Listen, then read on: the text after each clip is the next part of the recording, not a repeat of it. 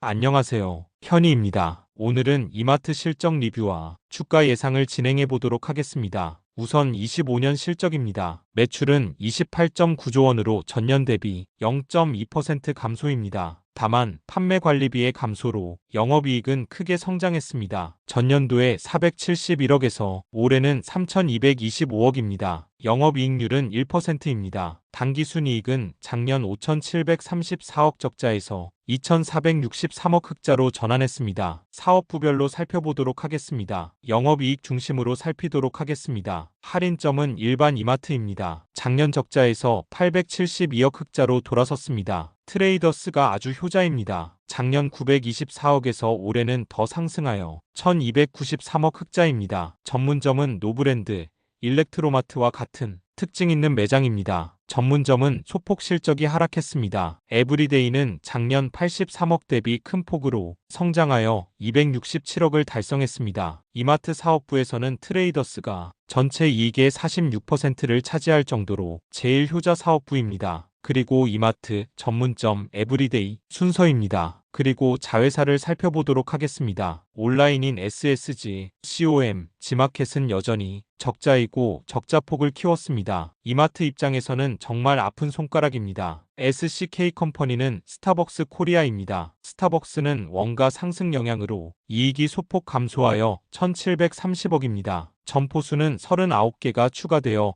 총 2,115개입니다. 편의점인 이마트24도 적자폭을 키웠습니다. 스타필드 등을 운영개발하는 프라퍼티는 큰 폭으로 이익이 성장하여 1,740억의 이익을 냈습니다. 푸드, 호텔앤리조트도 성장을 이어갑니다. 점포를 살펴보도록 하겠습니다. 10년 전인 2016년부터 이마트 수는 거의 변동이 없습니다. 경쟁자인 홈플러스는 이마트 다음으로 매장이 많았습니다. 2021년부터 점포가 감소하여 최근에는 회생으로 인해서 더욱 급격하게 점포가 감소하고 있습니다. 롯데마트는 2020년에 큰 폭으로 점포 수를 감소시키고 유지하고 있습니다. 사실상 홈플러스가 시장에서 퇴출된다면 오프라인 마트 시장은 이마트와 롯데마트 양강체제로 진행됩니다. 두 회사가 어느 정도 반사이익도 얻고 경쟁도 유지될 것으로 보입니다. 브랜별, 지역별 점포수입니다. 앞서 이마트 숫자는 할인점과 트레이더스의 합계입니다. 할인점은 유지되는 편이고 트레이더스는 확장 추세입니다. 트레이더스가 가장 잘 벌기도 합니다. 에브리데이는 감소 추세입니다. 해외로는 미국, 몽골,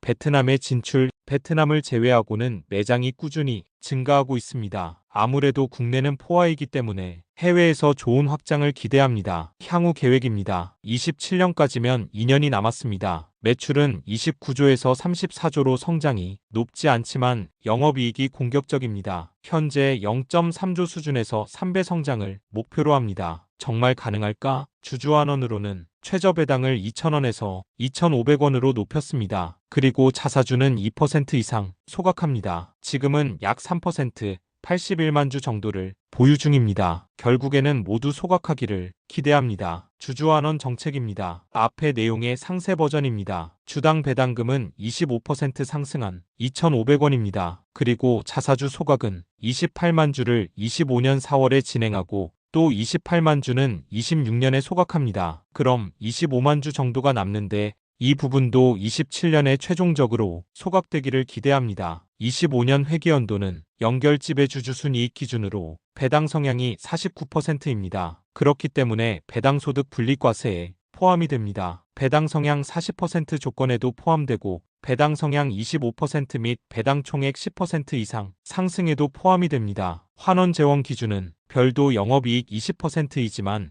순이익 기준으로 보면 더 높은 수준으로 환원율이 나오는 것을 알 수 있습니다. 그리고 현재 이마트의 주요 현안을 살펴보도록 하겠습니다. 첫 번째는 흑자 전환입니다. 작년 적자로 이마트가 생존의 위협을 받았습니다. 마침 홈플러스도 회생 신청을 했기에 유통업 분위기는 매우 좋지 않았습니다. 크게 세 가지로 본업 경쟁력을 올렸습니다. 할인점, 트레이더스, 에브리데이 3사가 통합 구매를 진행했습니다. 14조 원의 바잉 파워로 매출 총이익에 기여했습니다. 이미 하고 있을 줄 알았는데 이제라도 했다니 다행입니다. 그리고 반사이익 부분입니다. 일단 홈플러스 패점이 있습니다. 홈플러스는 25년의 회생 신청 이후에 지속적으로 폐점이 진행되고 있습니다. 임대료, 세금, 공과금, 급여도 납부가 어려워서 폐점의 속도는 점차 빨라질 수도 있습니다. 마트 수요는 크게 변화가 없을 텐데 홈플러스의 고객이 지역마트나 만약에 이마트가 있다면 이마트로 흡수가 될 수 있습니다. 이마트가 일정 부분 반사이익을 기대할 수 있을 것으로 보입니다. 다음 반사이익으로는 쿠팡이 개인정보 유출입니다. 사실 쿠팡의 이용자가 쿠팡 대신 오프라인 마트를 이용하기는 어렵습니다. 온라인 고객은 다른 온라인으로 이동하는 것이 일반적인 패턴일 것입니다. 그런데 쿠팡이 유출 사건을 대하는 대응 방식이 논란이 되었고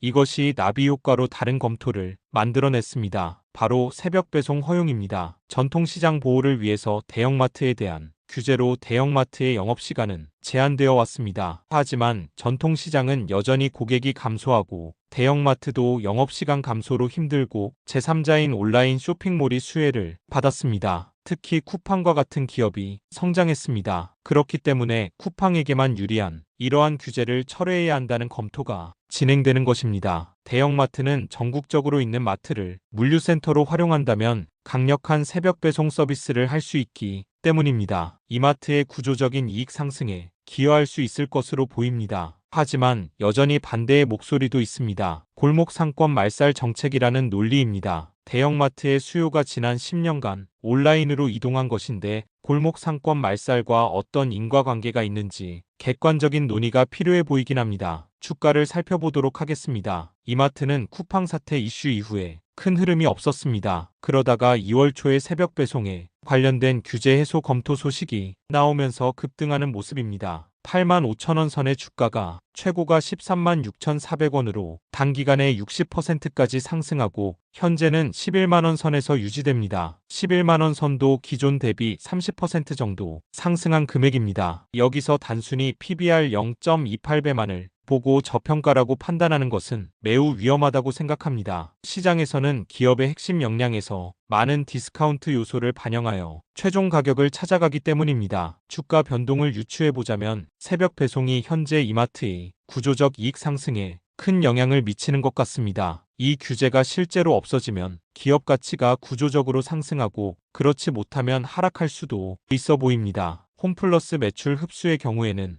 빠르게 진행되는 어렵다는 것이 시장의 반응이 아닐까 생각합니다. 단계적으로 폐점이 진행되는 거고 폐점 주변에 이마트가 있어야 하고 폐점으로 인한 손님이 모두 이마트로 가는 것이 아니라 주변 마트나 온라인으로 갈 수도 있기 때문입니다. 그래서 홈플 사태에는 바로 주가가 반응하지 않았던 것으로 보입니다. 현재 이마트는 자체 경쟁력을 강화하기 위한 다양한 활동을 하고 있지만 구조적 상승은 규제 축소에 많은 영향을 받는 것으로 보입니다. 여러분의 생각은 어떠신가요? 여기까지 이마트의 25년 실적, 현재 주요 현황에 대해서 살펴보았습니다. 좋아요와 구독은 큰 힘이 됩니다. 감사합니다.